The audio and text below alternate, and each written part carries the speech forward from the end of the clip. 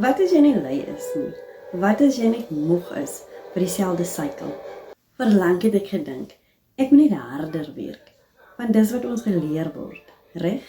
As jy meer wil hê, werk harder. As jy beter vir jou kinders wil sorg, werk harder. As jy wil finansiëel vorentoe wil gaan, doen net meer. En vir baie jare het ek dit geglo, maar daar was iets wat ek nie in ag geneem het nie. Ek het net soveel ure in 'n dag.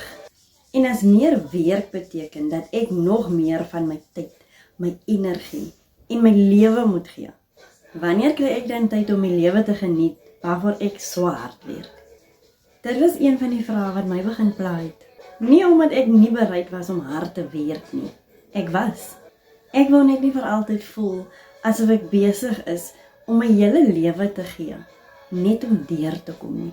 En dis toe ek begin kyk het na ander moontlikhede. Nie omdat ek geweet het dit gaan werk nie.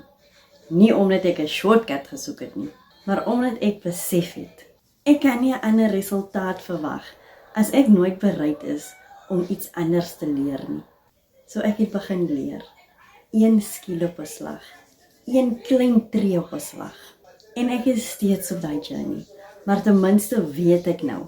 Ek hoef nie net harder te hardloop op dieselfde pad nie. Ek mag stop.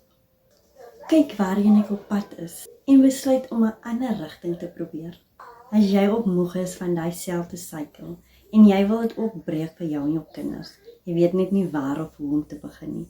Sit begin in die comments sodat ek met jou kan deel die gratis inligting wat my gehelp het om stap vir stap vir ons 'n beter toekoms te begin bou.